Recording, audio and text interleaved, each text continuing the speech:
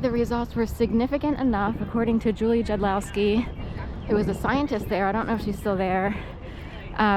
They were significant enough to make it into the New England Journal of Medicine.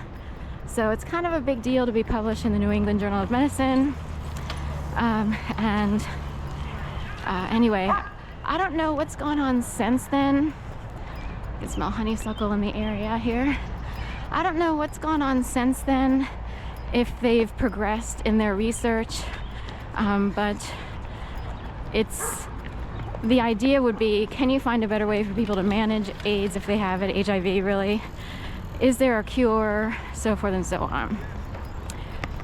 So that's according to Smitlau Research Center and nonprofits that promoted the trial, to see if people would willingly participate if they live with HIV. So I'm on a segment that's been here for a while, and people would walk down this but could only get so far. So as of last Saturday, supposedly I can see it, there's a new extension open, so we're approaching the new extension. So they had a special ribbon cutting, I guess, on Saturday.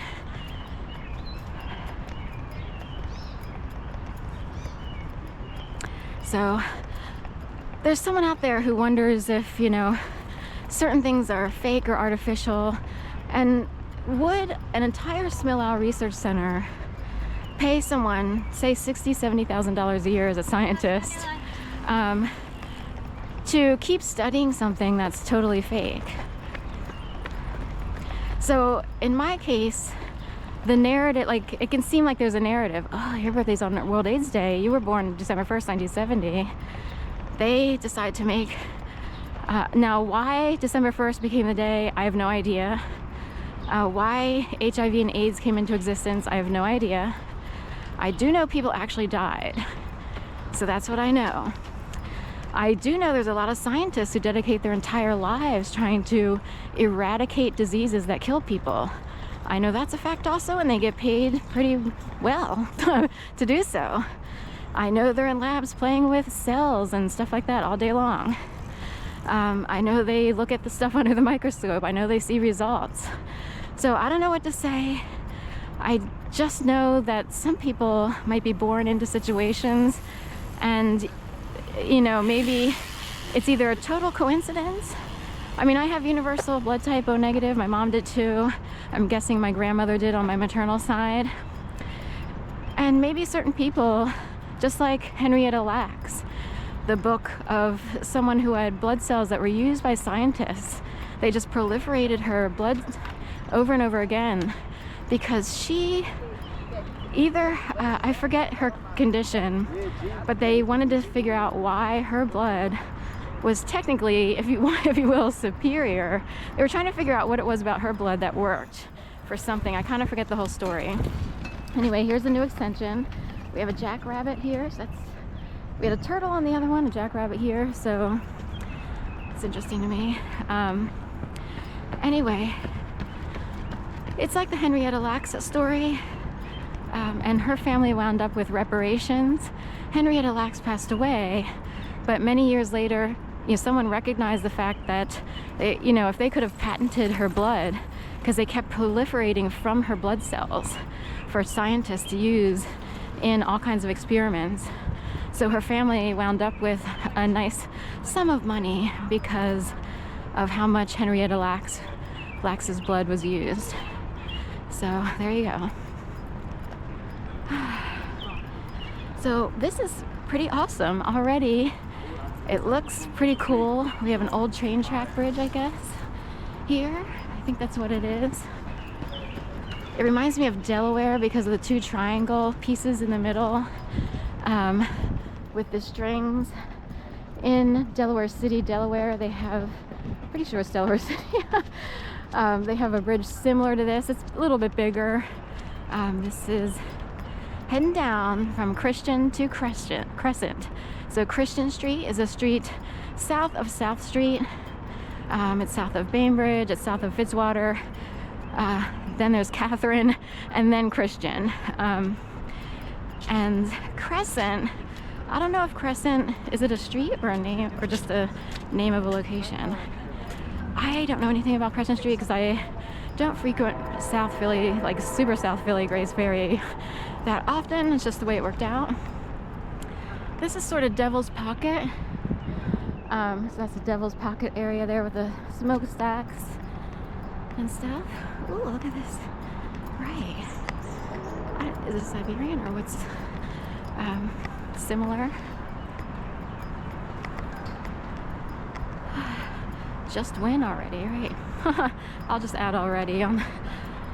So here's this pretty awesome bridge that's similar to, I grew up in Delaware, so this reminds me of the Delaware Bridge, like a mini version of the Delaware City Bridge. But look at this. A nice quick way to get down to this section of the city without going through, you know, traffic. And a lot of people take Grays Ferry Avenue down. It's a little risky, you know, there's traffic at times, it's high-speed traffic.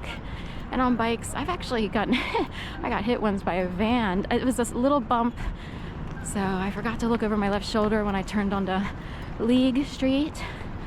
And I don't know why, my brain wasn't there. A van was just kind of putting along, luckily. He wasn't going that fast. So this was after a major accident I already had. We were way off. It was 2012. I still ran in a half marathon, ING, in 2012, a few months later. Can you believe that? So how about that? Then we have Circle here. Sort of like a New Jersey, right? Circle, or in Florida they have a lot of circles. How about this? So it comes all the way down here. Amazing. And to think like you can live in a city and have no idea people are doing all the, you know, working on this. Pretty impressive. Penn Ovation down there. Look up Crescent Street on the map. I'm guessing it's a street if they said Christian to Crescent. Of course, they just had a ship mishap in Brooklyn on the Brooklyn Bridge with the Mexican Navy. I thought that was odd. I didn't know, you know, I don't know anything about different navies or why they would be in one place. I'm like, who actually floats down the Brooklyn? Like, whatever.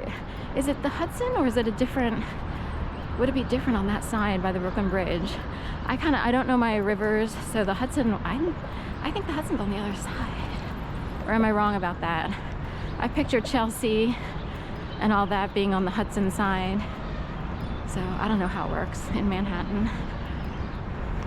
Wow, this is really impressive. 48 million is the quoted amount. So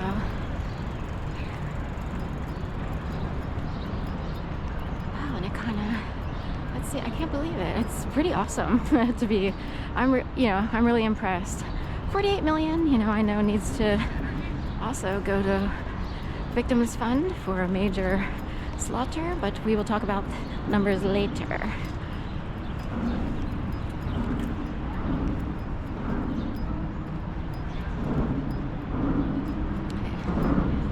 Penn Medicine over there.